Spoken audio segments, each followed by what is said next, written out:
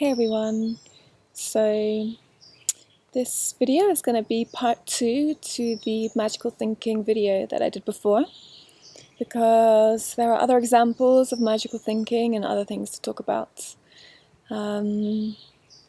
So with the other examples I want to give, because we can easily deceive ourselves, and for me I feel this is really key to really integrating this and putting it into practice, because there are so many amazing beings out there right now who could be making massive leaps in their own consciousness evolution and with regards to their life purposes on Earth, and they're kind of stuck in a pattern of repeat because the universe is trying to help them to really push past certain blocks, and magical thinking is a big block. So other ways in which magical thinking can show up, for instance, is with your life purpose work. Because a lot of people can create something amazing and they've pulled out of the old stream of soul-destroying work, and they're starting to really live their truth, their creative potential, their dream, their reason for being here. But then they think that somehow by creating that then everything is just going to magically come together. So you've made this amazing project or album or something, and then you think that people are just going to come, just going to find you. And that doesn't happen, and you can waste years because you're not willing to really own the fact that you need to make this happen. And when you start making it happen, then the universe will meet that energy, will meet that drive and help you, because the universe reflects what you're doing within yourself. You see it also with people with health issues, that they just think that something will just go away, and and if you have healing powers and you do a lot of beautiful healing stuff, then you can think that something will just shift by itself, but that doesn't always happen. You don't have to necessarily go down the traditional medicine route, but you could definitely go at the healing, alternative healing, in a much more proactive way to make sure that this thing heals. I did this actually with a tooth abscess, and I worked with Ho'oponopono to make the pain go away, and it worked better than any kind of painkiller that I was taking to try and take away the pain. But it didn't make the problem go away, and a year or two later I had to spend thousands of pounds on a couple of dental implants. So another example is with things like getting car fines and paying taxes that we think that we should be able to be exempt from, or that somehow the universe will help just magically make those things go away, and then we can get hit really hard. Psychic powers. People can develop amazing psychic powers, channeling abilities, but maybe they haven't fully trained themselves enough yet to be able to discern the difference between when something is coming through which is genuine and grounded, and when something is just their fantasy and imagination embellishing it. And before you know, they start going off on all kinds of fantasies and start to get a bad reputation for being ungrounded, and give psychic powers a bad reputation. I do an energetic treatment called aura transformation, which has the power to really take your journey off onto a whole new level. It's a completely new vehicle designed for the new time energy, which powers you into your life purpose. But unless you can take the responsibility to really stay true and make those decisions to follow your utmost truth, to be in your total integrity, not a lot is going to happen. There are tools that become available to us, but we are still the driver. We are always the driver. Nothing is going to happen passively, because all of those powerful things that you have available to you will just be sitting there waiting for you to make the right move.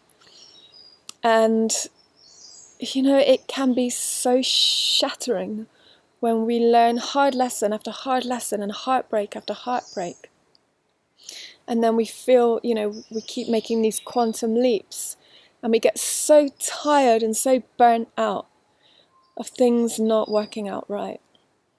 And then again, you make another leap and something magical comes into your reality. And, and this feels like this could be it. And then it starts to collapse. And it is shattering. It can shatter us. And people can easily then waste their lives because they can't accept that this wasn't it. And they can't let go of this dream that this was it. And so they stay in a situation out of hope and make compromises. And before you know it, like the frog that boils gradually in hot water rather than jumping out at the beginning, you just start to then become accustomed to that. And then you've made compromises and your vibration has dropped. And then you're wasting your life. And it's really understanding the fact that, being in tune with the universe, yes, everything can kind of land into place for us a lot of the time because we're in communion with the universe. We're following the signs. We listen to the synchronicities. We're actively engaging with our hearts, with our truth. But that is what the universe responds to. It's the energy that we put in. It's the effort that we put in to follow truth. And so the universe responds to that. It's not through magical thinking where the universe delivers things to us and things work out in our favor. It's the energy that we put into things. And so with magical creating, again, even though, it may seem similar to magical thinking in some ways, but there's a difference because with magical creation, you are actively, intentionally, there's like a masculine penetrative force into making something happen. So all the big things that have landed perfectly into place in my life just through the power of my intention have been because there's like a no and nothing else level of commitment, of creation there. It's like no other reality is going to happen. That is going to happen. And there's no doubt. There is zero doubt. There is zero compromise. It's a very active manifestation. And then there's also the receptive feminine energy that then receives that coming into being. But then, also, you then have to then put the earthly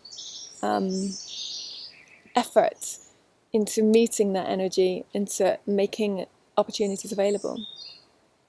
So the universe really works with the energy that you put in. And the other thing that I want to say about it is that, a lot of people are still on this path of spiritual evolution, which was born out of the old time on Earth.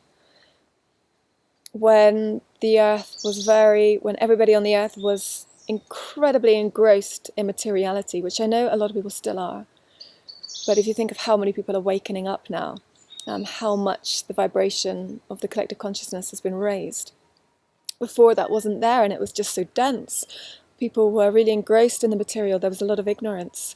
So there needed to be a radical shift out of that for the vibration to raise, for consciousness to expand. And so that was through people going on a path of detaching from the earthly realm and fully going into source.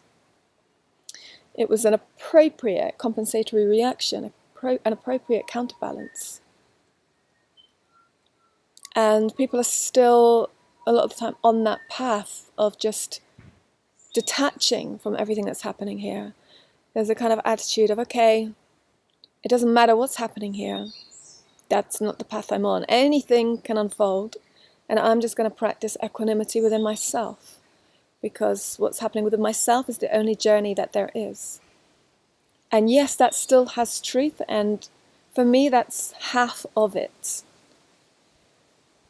But what's happening on Earth now is about us now bringing all of that down and out and really engaging with life to help correct things on the planet. So that's the difference between the path of that kind of detached liberation and the path of enlightened mastery, where you are engaging with the truth and you are putting the work in to shift things in your reality, in your life. You're being creator, you're co-creating. And, likewise, we could also look at magical thinking in terms of what's happening on the planet as a whole.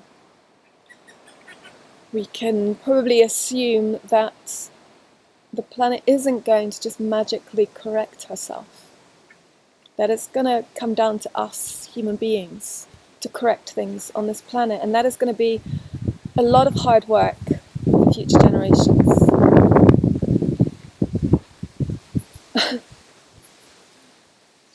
And we can help right now.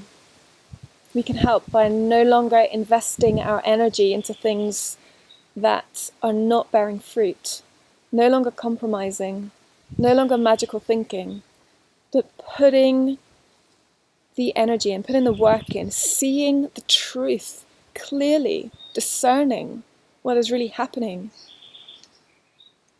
moving beyond the ethereal child, letting the energy stay in your heart and be the vision holder for what we are working towards, for the paradise on earth and the unity and love between all people that we are ultimately working for. But to get there, our adult selves, our empowered, embodied, divine master selves have to come into full expression, have to come into full power. So we have three choices. We can grieve in pain over what's happening on the planet. We can just remain in our other dimensional bubbles. Or we can do it. We can make things happen. We can fulfill our purpose. We can take action. We can listen to our hearts and listen to truth.